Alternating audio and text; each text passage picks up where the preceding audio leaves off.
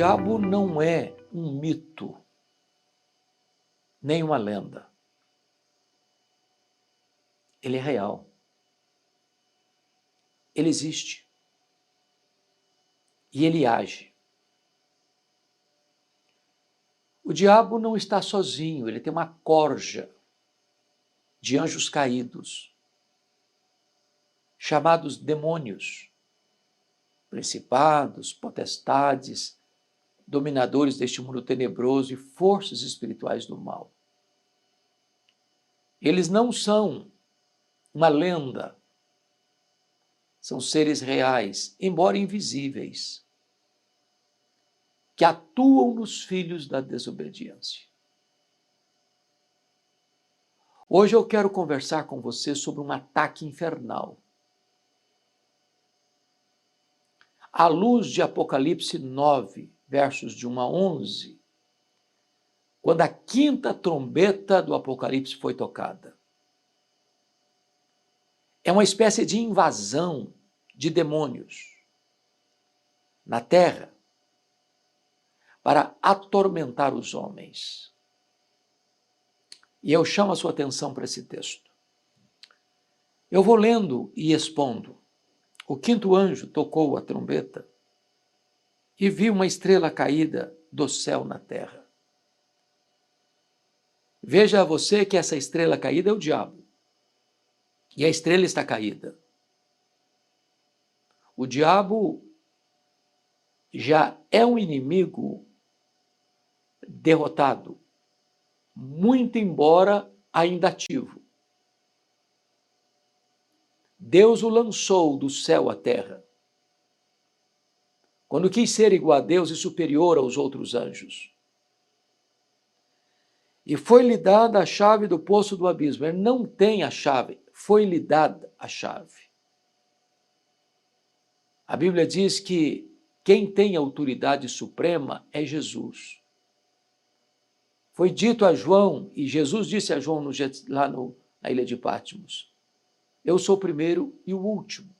Eis que eu estive morto, mas estou vivo pelos séculos dos séculos, e tenho as chaves da morte e do inferno. Agora essa chave do abismo lhe foi dada. E o que é que vai acontecer? Está escrito. Essa estrela caída, que é o diabo, abriu o poço do abismo. E subiu fumaça do poço como fumaça de grande fornalha.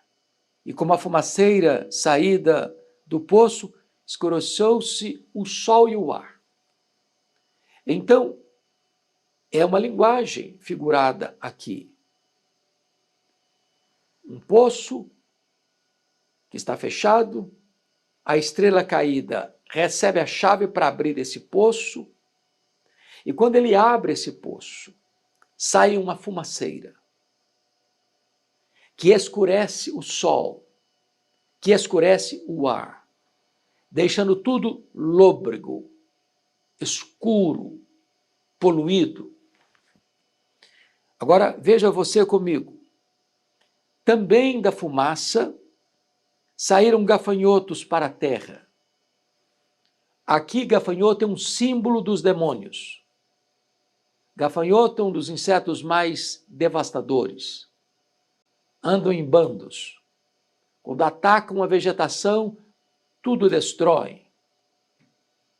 O gafanhoto tem a capacidade de comer e defecar ao mesmo tempo. Se ele chega numa plantação, numa lavoura, num pomar, deixa a planta em carne viva. Tudo destrói. E diz o texto, e foi-lhe dado poder como o que tem os escorpiões da terra. Escorpião tem o poder de atacar, de picar e de provocar dor atroz, inclusive inoculando veneno mortífero. Então, esses gafanhotos são parecidos com escorpiões. Esses seres malignos que saem desse poço do abismo vão infligir sofrimento e dor aos homens. Versículo 4. E foi-lhes dito que não causassem dano à árvore da terra, nem a qualquer coisa verde, nem a árvore alguma. Ou seja, não é da natureza do gafanhoto não atacar. Ele ataca árvores, ele ataca vegetações, ele ataca florestas, ele ataca lavouras, ele ataca pomares. Mas, nesse caso, a ordem é não ataque vegetações. A quem deve atacar, então? Tão somente aos homens que não têm o selo de Deus sobre a fronte.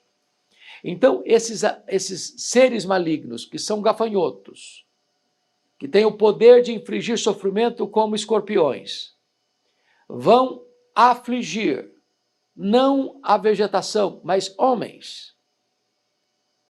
Que homens?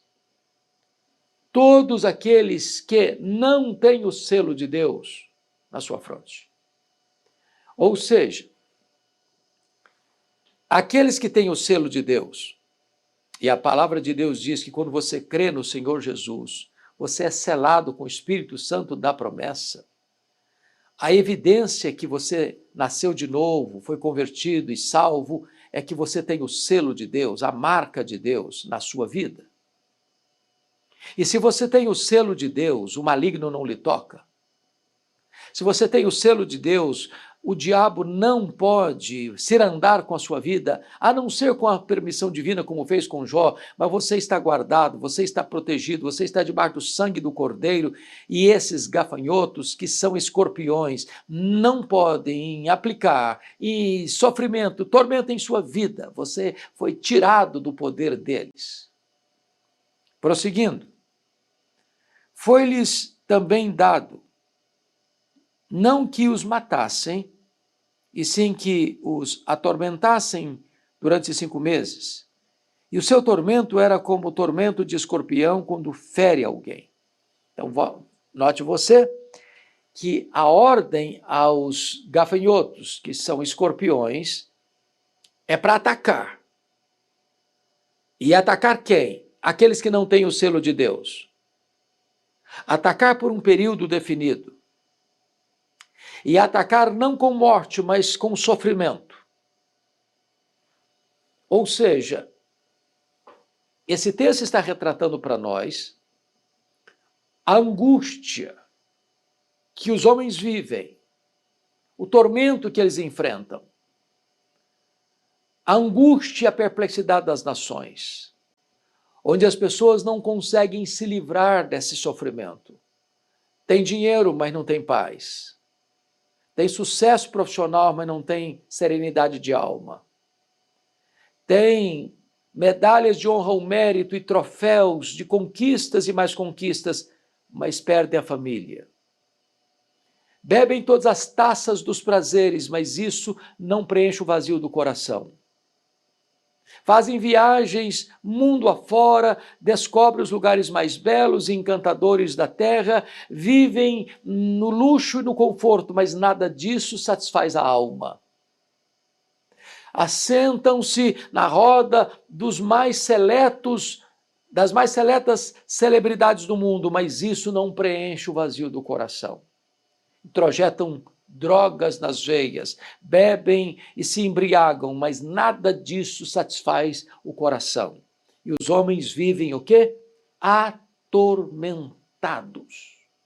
Os que moram debaixo dos viadutos e os que moram nos palacetes, os que são analfabetos e os que fazem curso de pós-doutorado, aqueles que são vassalos e fazem trabalho de escravos, e aqueles que assentam nos tronos mais condecorados do mundo, não têm paz.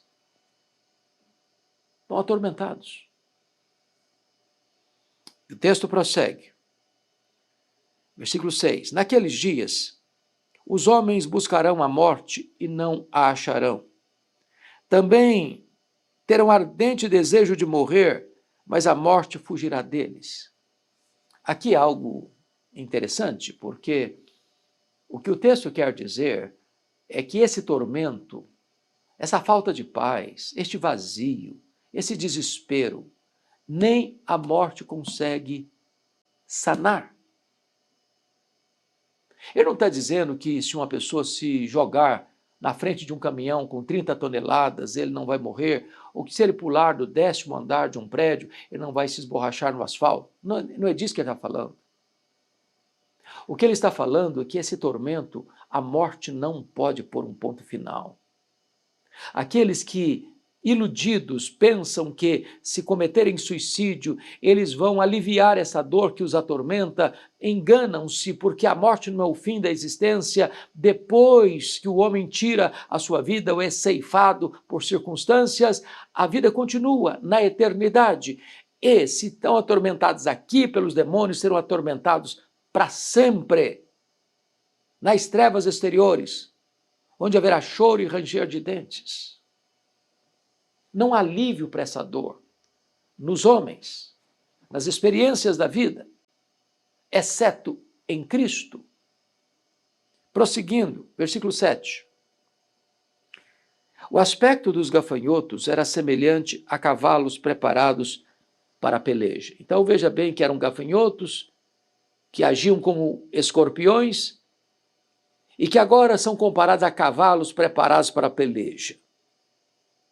E aqui ele vai descrever esses gafanhotos, que na verdade são escorpiões, que parecem com cavalos, que são demônios, que saem do poço do abismo.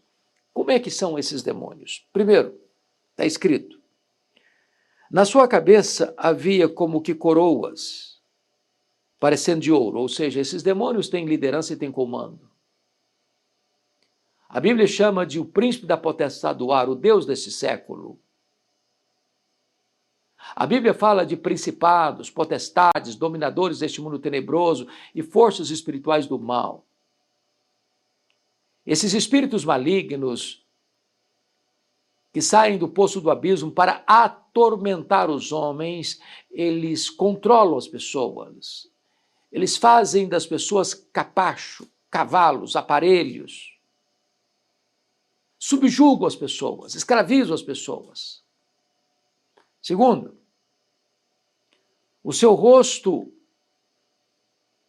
era como o rosto de homens, ou de homem. Então veja você que são gafanhotos, que na verdade são escorpiões, são como cavalos preparados para a batalha, tem coroa na cabeça e tem rosto como de homem. Significa que esses seres malignos têm inteligência, são articuladores, têm estratagemas, nos estudam buscando formas e meios de nos colocar armadilhas, laços,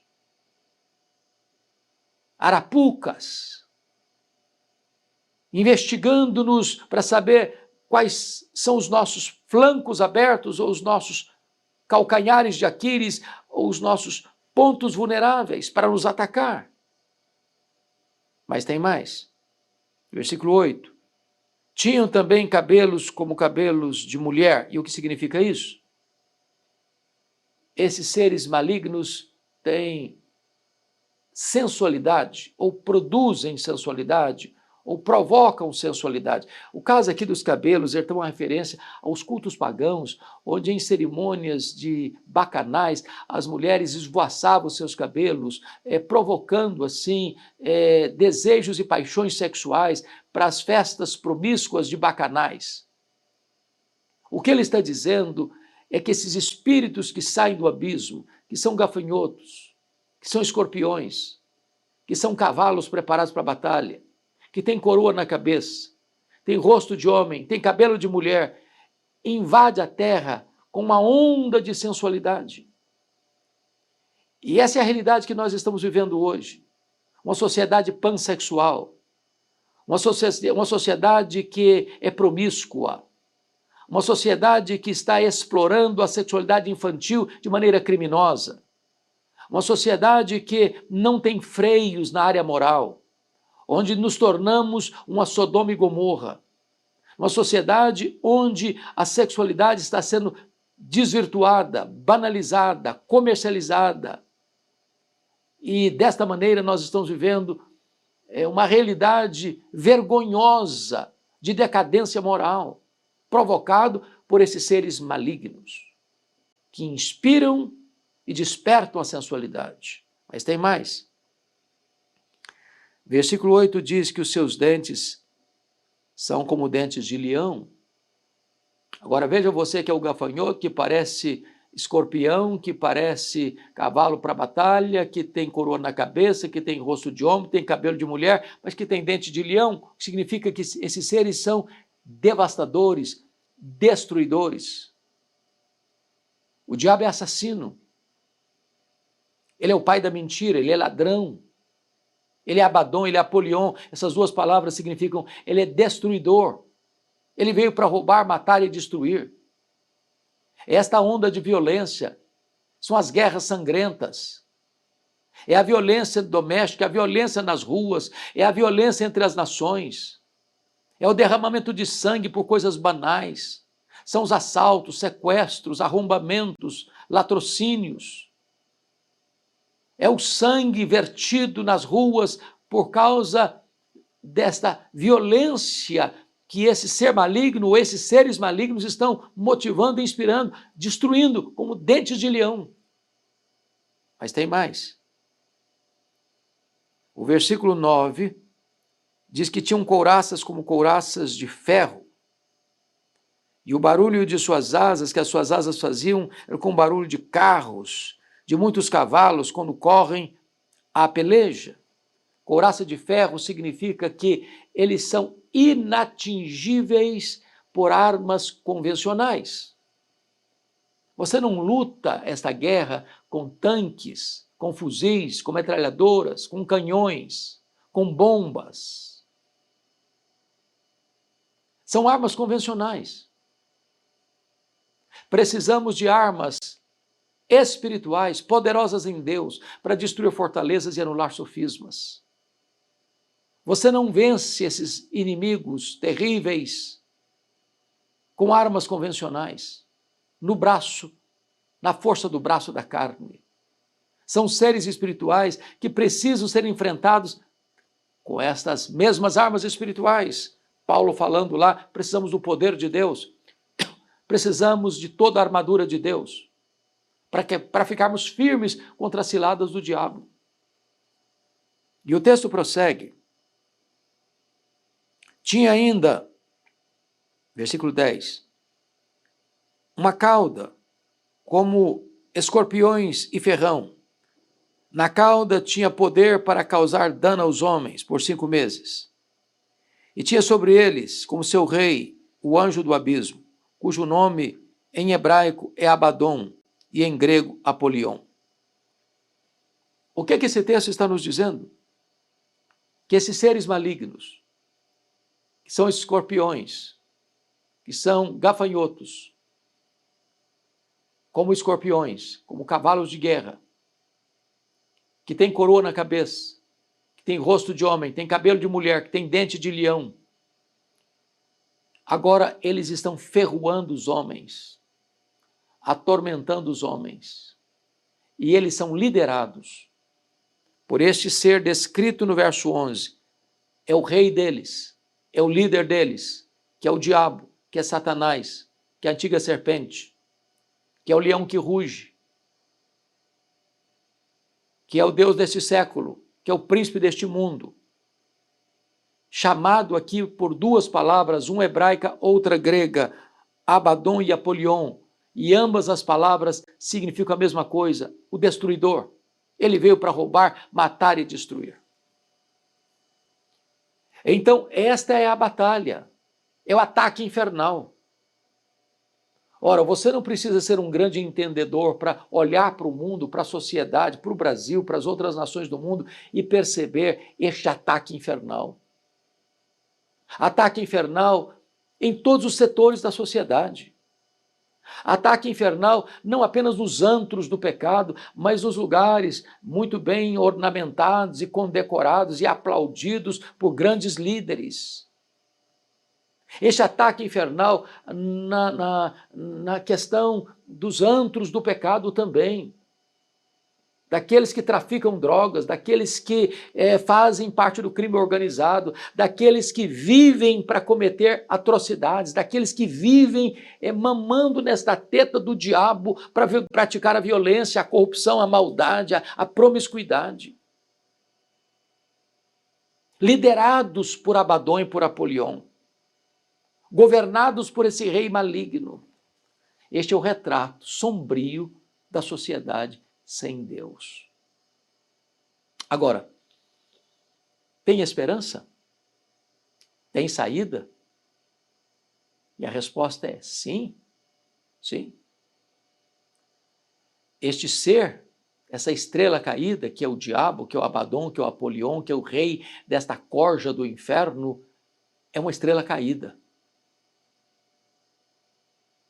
Ele foi expulso do céu. E na cruz Jesus esmagou a sua cabeça e triunfou sobre os principados e potestades. E esse ser maligno já está sentenciado. E diz a Bíblia lá em Apocalipse capítulo 20, versículo 10, que ele vai ser lançado no lago do fogo e atormentado pelos séculos dos séculos, junto com o anticristo, com o falso profeta, com a morte, com o inferno e com todos aqueles que não estão escritos no livro da vida. Tem esperança? Tem. Você precisa receber o selo de Deus. E quem recebe o selo de Deus? Todo aquele que se arrepende dos seus pecados e crê no Senhor Jesus é selado com o Santo Espírito da promessa. E aquele que é nascido de Deus, Deus o guarda e o maligno não lhe toca. Você está nas mãos de Jesus e das mãos de Jesus ninguém pode arrebatar você. Esses gafanhotos, que são escorpiões, não tinham autoridade para atormentar aqueles que tinham a marca de Deus, o selo de Deus, o sinal de Deus sobre a sua vida. Então, você quer ficar livre deste ataque infernal? Renda-se a Jesus. Entregue a sua vida para Jesus. E você será protegido, guardado por toda a eternidade. O apóstolo Paulo, entendendo esta verdade gloriosa, disse assim: se Deus é por nós, quem será contra nós? Aquele que não poupou o seu próprio filho, antes por todos nós o entregou, porventura não nos dará graciosamente com ele todas as coisas? Quem tentará acusação contra os eleitos de Deus? É Deus quem os justifica. Quem os condenará? É Cristo Jesus quem morreu, ou antes quem ressuscitou, o qual está à destra de Deus e também intercede por nós. Quem nos separará do amor de Deus que está em Cristo Jesus? Será perseguição, angústia, perigo, espada, fome, nudez? Por meio de todas essas coisas, somos mais que vencedores em Cristo Jesus. E Paulo diz: eu estou bem certo de que nem a morte, nem a vida, nem anjos, nem principados, nem poderes, nem altura, nem profundidade, nem qualquer outra criatura poderá separar-nos do amor de Deus que está em Cristo Jesus, nosso Senhor. Se você entregar sua vida para Jesus, você tem segurança eterna. Ninguém pode tocar em você. Neste ataque infernal, você está guardado nas mãos de Jesus, de onde ninguém pode arrebatar a sua vida. Se essa mensagem ajudou você a compreender melhor este assunto, se esta mensagem encorajou e abençoou o seu coração, por favor, nos ajude, compartilhe-a com outras pessoas, leve esta mensagem para mais outras pessoas. Certamente isso poderá ser uma bênção na vida delas. Desejo que Deus abençoe sua vida, desejo que Deus guarde a sua família, desejo que Deus sustente você e conduza você em triunfo.